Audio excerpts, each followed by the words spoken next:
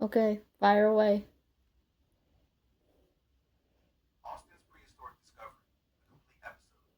Austin wandered into Big Boy 4014's cab while Ed was stuck doing paperwork back in the depot. The massive locomotive sat quiet in the yard. All that beautiful machinery just waiting for some entertainment. That's when Austin spotted it. Ed's radio sitting right there on the control panel. A mischievous grin spread across his face as he pulled out his phone and started connecting it to the radio.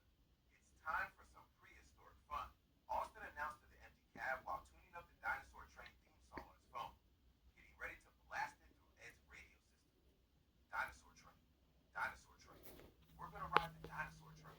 The upbeat melody filled the locomotive as Austin started bobbing his head to the rhythm.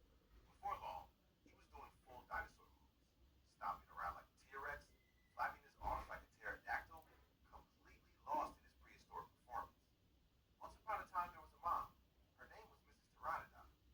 Austin was really getting into it now, acting out the pteranodon parts and singing along enthusiastically.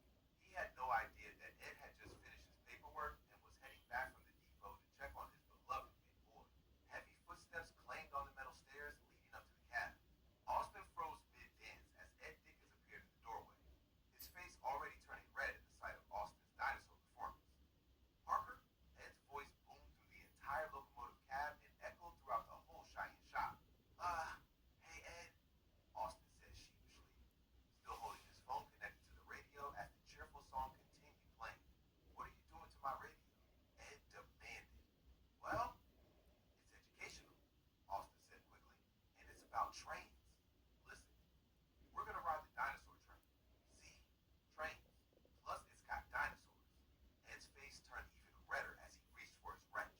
I'm gonna educate you how not to touch my radio. But just as Ed pulled out his wrench, Austin ducked behind him and bolted out of the cab like a rocket. Parker! Ed bellowed again, his voice echoing through every corner of the Cheyenne shop as he emerged from the cab with his wrench raised high. If you don't cut it out, you'll be extinct like those dinosaurs.